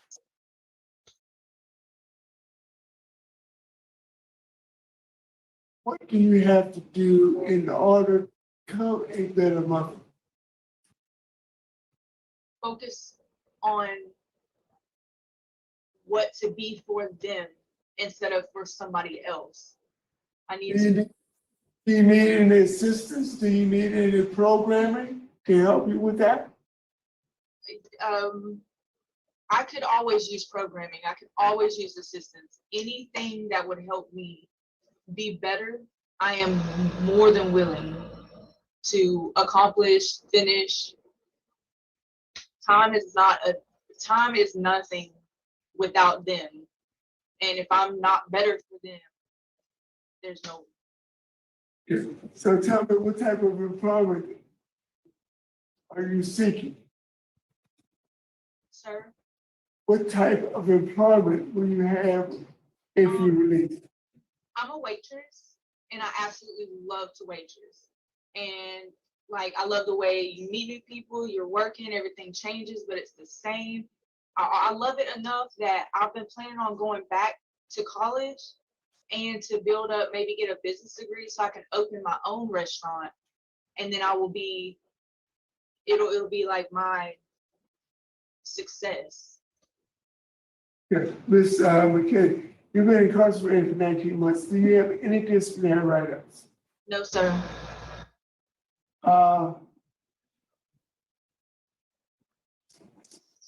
I'd like to speak with the staff member in the room, please. Yes, sir. Thank you. The staff member. Stay here. He wants to speak with a staff member. Okay. Yes, ma'am. How are you, sir? My name is Phyllis Jones. I'm program coordinator. Can you see me? Yes, Ms. Jones, just the person I want to speak with. Ms. Jones, is there any programs available in parenting? Yes, sir. We do offer a parenting program. Okay. Do you have Thinking for a Change? Yes, sir, we do.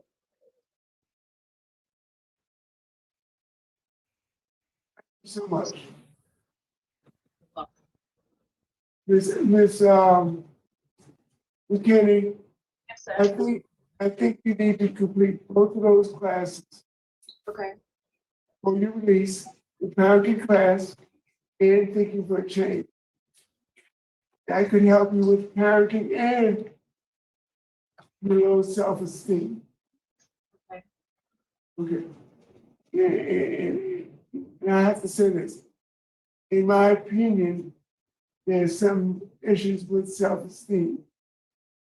But I think thinking for a change will give you a perspective on the way you think and the parenting skills you need. Okay. Thank you, Madam Chairman. Thank you, Mr. Rishi. Ms. McKinney, how are you? I just have a few questions. First, I'd like to, commend you for how far you've come. But I agree with Mr. Roshan, there's still a lot of work that needs to be done. From what I'm hearing, you are still married to Mr. Wager? Wager, yes, ma'am. Wager. And it sounds as if you plan to continue that relationship once both of you are released. No, he just got 75 years in prison. So, no, I don't plan on. What did he get 75 years in prison for? Sexual abuse and battery to a child under 13. A No. juvenile. Your child, is that correct? Yes. It seems to me, Ms. McKinney, you don't recognize, and you certainly didn't then, how destructive that relationship was. Because you were constantly making excuses for his behavior, you refused to testify against him. And even when you were in the process of being reunited with children, you didn't work the plan, didn't follow through, you continued to use drugs, and you maintained that you and Mr. Wager had done nothing wrong, and your parental rights were terminated. Do you understand what that means? Yes, ma'am. Legally, you're no longer their mom. Biologically, you may be, but legally, you have no right to be reunified with those children. And your concern shouldn't be so much you're being reunited with them as it is what's best for them, because they were horribly traumatized by what they experienced in during the time or visitations during the reunification process. They were very hard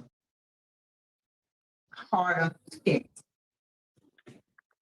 Very hard on those kids. So it's not about you and what you want. It's about what's best for those children. And if, as adults, they choose to have a relationship with you, that's certainly their choice. But I just want to make it clear to you that you have absolutely no right with regard to any of those children. But my fear is that had Mr. Wager not gotten 75 years, he'd still be in a relationship with him. And that shows me that you still got a lot of work to do, an awful lot of work to do. And I hope that you will continue to strive to be a better person for yourself. Yes, ma'am. That's all I have. Thank you. Thank you. Dr. Hanser, is there anything you wanted to add? No, ma'am.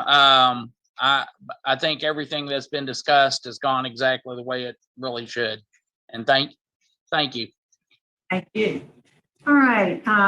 At this time, Brittany, we'd like to ask your mother, Ms. Parker, for her remarks. Go ahead, ma'am. Hi, my name is Debbie Parker, and I'm Brittany's mother. I do believe she has grown a bit. When she was incarcerated, yes, she was very, very small, and she had low self-esteem. By being in there, she has taken some classes, and she has grabbed a hold of the Bible, She has done amazing things that I think has made her unbelievably amazing. I understand the charges. I understand what's going on. She has been put through a whole lot. She is growing, and I believe she can take some classes, and I'm going to do everything that I possibly can to help my child grow and go forward in her life. And I love her very much. And that's what I have to say. Thank you. Thank you for your remarks and your support. Brittany, is there anything you'd like to say to us before we vote? Thank y'all for giving me this opportunity. I'm sorry I didn't have more to show, and just thank you. Just thank you. All right. We're prepared to vote. We'll start with Mr. Rocha. Thank you, Madam Chairman. Ms. McKinney, I'm going to grant your early release upon completion of the parenting programs at LTCIW. I want you to also complete Thinking for a Change, the staff member, the director of programming, classifications, said that Louisiana Transition Center for Women has both of those classes, so you don't need to transport. And your release is contingent on you completing both of those classes. After release, I want you to attend NAAA meetings at least 3 times a week. I want you to have random drug screens at the discretion of your parole officer. And I want you to do community service 4 hours a week. Get with your parole officer, get with your pastor, and I want you to serve the community in some way at least 4 hours a day. Good luck. I'm sorry. I said they do that. 4 hours a month. A month. Yeah, 4 hours a month. Okay, all right. I can do more than that though, right? Like if okay. Jack. All right, Ms. McKinney, again, I want to end you. I think you're making progress, but for me, you're not. You really are not there yet. This was horrible abuse of those children. And not only did you allow, but you participated in it. There's expressed opposition from the judge, from the district attorney, from the sheriff, from the chief of police, and multiple victim opposition in your case. You have a good time date in November of this year, so it's not as if you're gonna be there, a long time, but I just think that you need more time in. And so my vote today is going to be to deny because of the lack of programs, but also the proximity of your good time release day. But keep working to make yourself better. You're very young.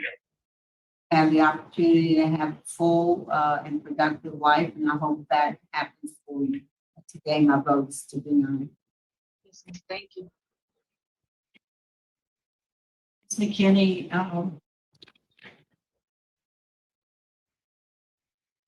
my vote also is to deny.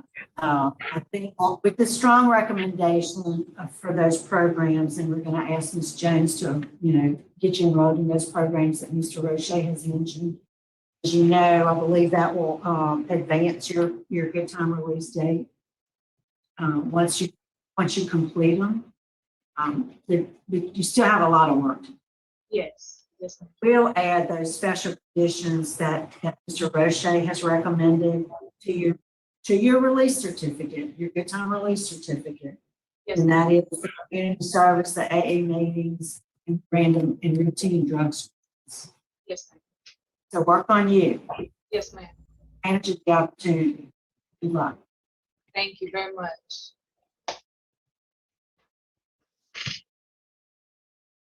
When you think you've seen it all. Now we're going to unpack this with all the details, and it's actually quite amazing. I have to give a special shout out. I usually do. I always do to Richard, but this was hard to find information because no information exists on Brittany, and all we had was the name of her husband and without any spelling, and Richard found it. So we have his appeal, we have his court information, and that tells us everything we need to know, and we're going to go over it. Now,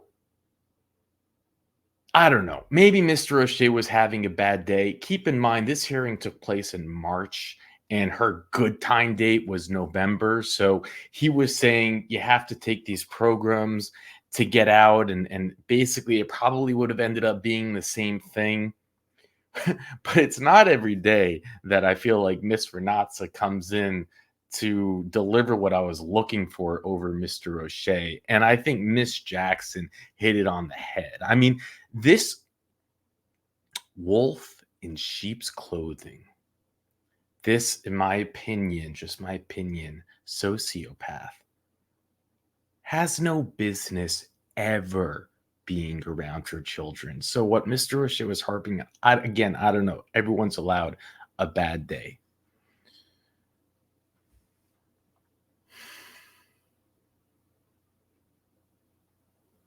She's one of the most dangerous. She really is one of the most dangerous. And, we don't have info on her. This hearing took place 2022. She's out.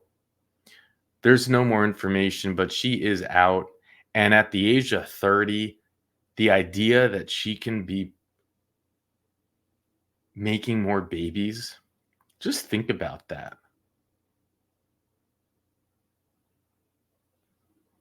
Let that sink in.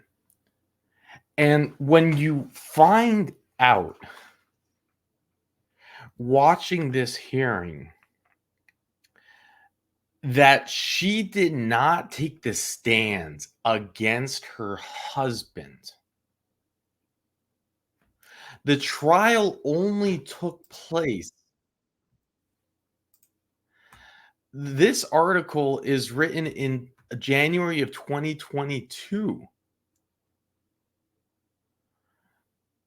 2 months before this hearing. I mean, the trial just had, she refused to take the stand. She's still married to him. And as you can see from this parole hearing, gave the impression, as Miss Jackson said, that you would still get together with him if he were not serving a 75-year sentence.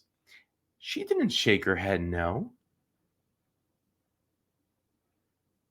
Miss Jackson is 100% right.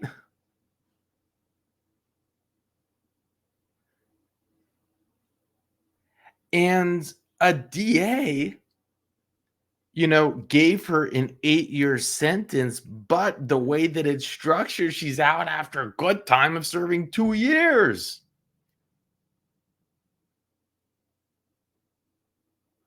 It's these two-faced DAs, by the way. I mean, we'll read the article. He gives this big old statement. Now, it's to the DA's credit, he did prosecute this case to the fullest. It was a jury trial. They brought her daughter on the stand to testify against him.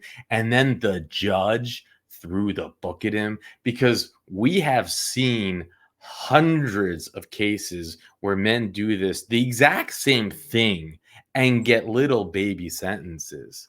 So the idea that he did get a 75-year sentence, we should give the DA credit. The idea that they went to jury trial, we should give the DA credit.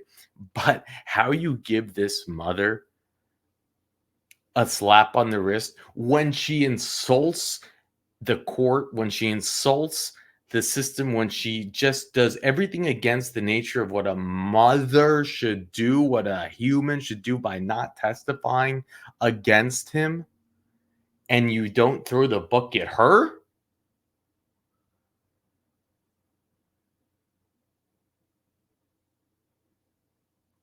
It was weird. Her mother also gave me bad vibes. I thought she said what maybe you need to say, but she was like coaxing her, I thought, what to say, like nodding, like almost like it was a little, I don't know, something scary.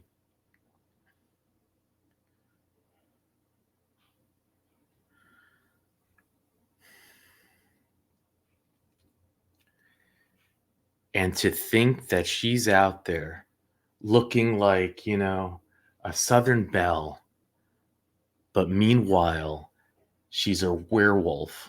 She's a cockroach. She's the most dangerous predator. With no remorse. Zero. None. Nothing.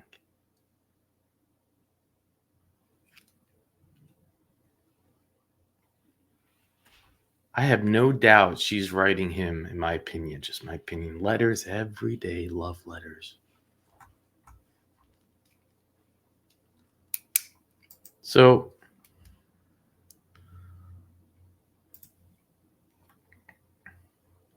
a 45-year-old man has been found guilty of sexual battery of a child under 15. And by the way, this was a mistake. The idea that we'll go over that in the appeal is weird, that like the judge made a mistake because the girl was 8. So it should have been under, I think the legislation's under 12. Anyways, she was 8 when it started. Actually, she was 7 when it started. It went on for a year. So he was found guilty by a jury. The victim revealed sexual battery after she and her siblings were taken out of their custody. Here's the DA. Allie did an excellent job of presenting the case to the jury, said the Webster District Attorney. Protecting our children from predators is an effort that I will not waver on. Our office is committed to aggressively prosecuting individuals who exploit children and will work tirelessly with our partners in laws and enforcement to protect children from these vile predators. Except when it's just a mom. Then, then it's okay. It's not a big deal.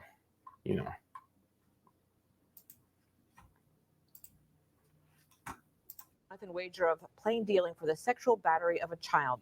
The victim disclosed the crimes after she and her siblings were removed from Wager's custody by Louisiana DCFS. He will be sentenced March 3rd. He faces a minimum of 25 years in prison and up to 99 years. And as we know, he got the 75 years, which again is great for the judge. Now let's go over the appeal.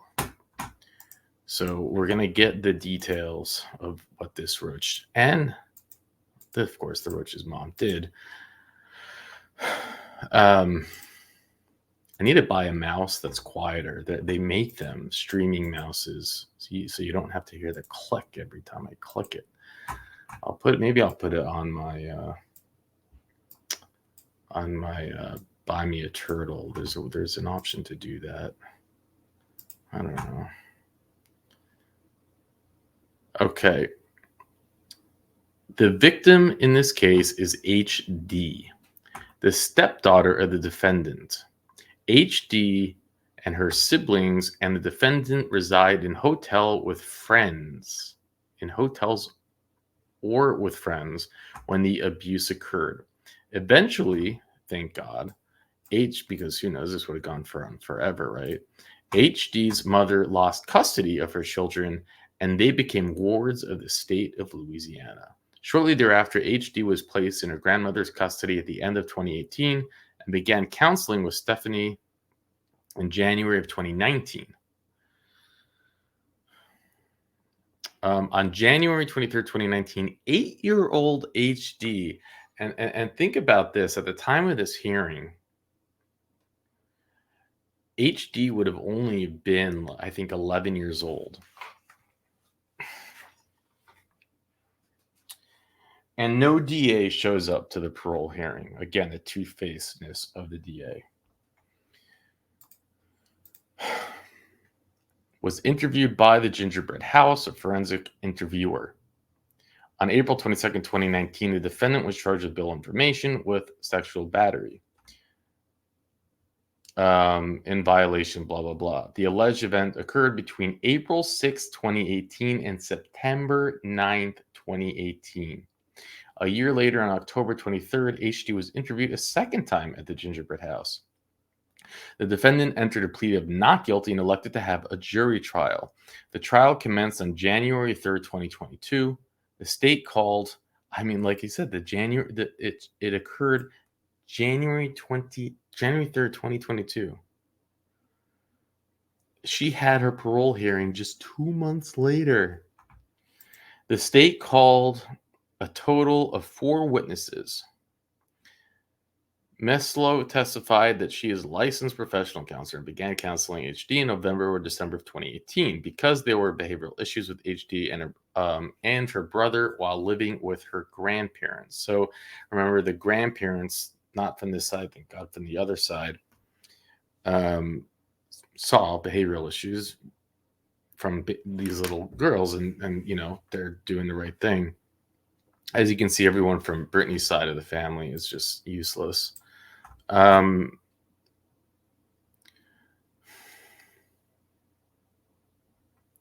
After several, and what was that doctor there that came there? I'm happy he didn't say anything, but what was he doing there? Anyways, H.U. revealed that she had been touched on the genitalia by the defendant. She also recounted how the defendant would make her stand in front of him in her underwear, eventually leading H.D. standing before him totally naked.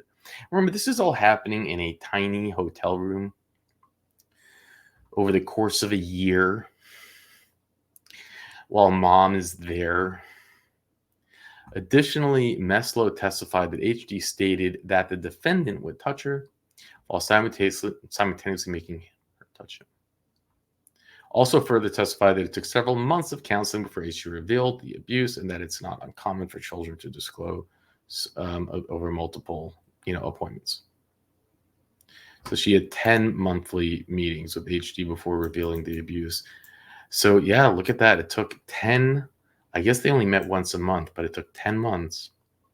And good for the therapist for, gaining the trust and that information. And good for, again, grandparents taking her there, being consistent every month. You had to have a lot of people do the right thing or they would have just gone away with it. So she said that he would make her put lotion on him, go up and down with her hand. She testified that she told her that the abuse occurred one time at her mom's house and all other times in hotels. Meslow explained that the abuse occurred at times with HD's mom present. So you just think about this for a second again. This mom, it angers me to give her those words, but this wolf in sheep's clothing, this queen roach, this abomination, is released after serving 2 years in prison, not testifying against the evil monster that did it, refusing to testify, remaining married, every bad, and still out after 2 years and capable of producing more children. And maybe she has already. And that is not justice. This is dangerous. This, I just don't get it. Yeah, the DA prosecuted this roach to the fullest, but it's not justice.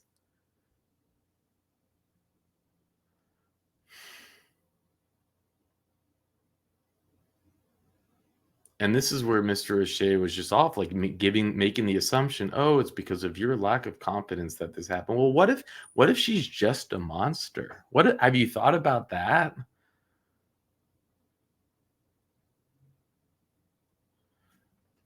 Gosh, Mr. O'Shea was just off. And I'll give him a break because, I guess, again, everyone has a bad day. But thank goodness Miss Jackson was on the head. You have no business going there. You have no rights to them. And they do not need you around them. Not that she wanted to be around. You could tell she cared nothing about her children. She cares nothing. She cared nothing then. There's nothing there. She testified that HG revealed that she was once touched. She informed HG's grandmother and contacted the police. They testified in 2019 she was employed as a friend. Now this is part of the testimony at the trial. So she talks about the interview. She talks about, this is just going through the technicalities. Then HD was last to testify at trial. So again, good for the DA, but she testified and she was 11 years old when she testified. Again, which could have meant that she was still 11 years old at the time of this hearing, because this hearing took place just 2 months before we saw this hearing. She recalled that her mom's siblings, and the defendant would mostly live in hotels. HD testified that the hotel room had 2 beds and a kitchen. During her testimony, HD confirmed that the contents of her gingerbread house interview was true. She answered yes when the defense asked if it was accurate that there was an incident involving the defendant having to pull down her underwear, then his pants, and exposing himself. She further testified that what came from the defendant's genitals were purple and lotion was white. And this is part of his appeal. He's like, it's not possible, it was purple. But they won the appeal because she was consistent with it, and it's a baby. At the conclusion of the trial, the jury returned a unanimous guilty verdict. Thank you, jury, for doing the right thing. And I don't know why it was only sexual battery, but whatever, they gave him the long enough sentence. On March 3rd, 2022, the defendant filed a motion for post-judgment verdict of acquittal, which was denied. Thank you. And I'll have some more good news to share with you soon. The defense was sentenced to the defendant was sentenced to 75 years of hard labor, with the first 25 to be served without the possibility of probation or parole. Thank you, judge, for doing the right thing. Thank you. And you know what? I bet you they offered him a plea deal of some kind of, like, probably similar, not that much. And he said, no, I'm going to court. And the DA said, okay, well, we'll put an 11-year-old on the stand, which, again, this is something they should do. On March 11, 2022, the defendant filed a motion to reconsider sentence, and the trial court denied the motion without hearing. The defendant appealed his conviction to sentence, blah, blah, blah. So it goes into the discussion, what he appeals, insufficiency of evidence. They basically say, no, she was a good, the evidence was noteworthy. She's an honest witness. Everything adds up. Then he goes on to make, this is a weird part of the appeal. He says the victim has not yet attained 15 years of age and is at least 3 years younger than the offense. So they're like, how come it was billed as being under 15 when she was under 12, which again is so, one is, you might say, how did the error happen where they said under 15 without, the prosecution realizing that? Okay. I don't know. Things happen. But also what's strange is he's grasping for straws, that he's looking for a technicality that makes him worse and his appeal. Like, okay, go for it. You're right. She was 8 years old, not under 15. She was under the age of 13, which is what it should have been charged in. But they just basically said, yeah, that makes no sense. So I'll put the link in the description too if you want to read it yourself. And then, yeah, that was it with the appeal. They denied him everything. He went on to say, what else did he say? Oh, that the sentence was too long. And they, of course, said, no, you actually could have gotten 99 years. Oh, here's where it is. It's fun to watch him say this. That the sentence was excessive. You could see him complaining about dying in prison. So I kind of like that part to read it.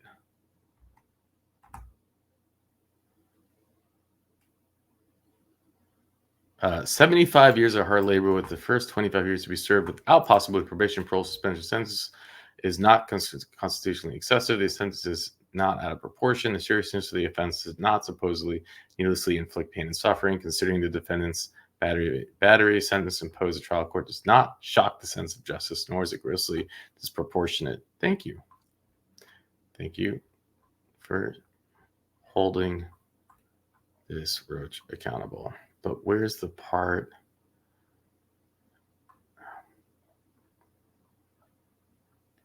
I want to find the part where he cries.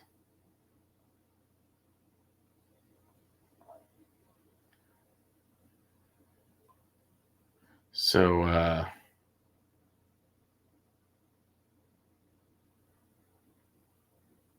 let me see, I'll pause it. Okay, found it. Here it is. So, excessive sentence. In his third assignment of error, the defendant argues that the trial court imposed an excessive sentence. The defendant contends that he is 44 years old and had no prior convictions for crime of violence or sex.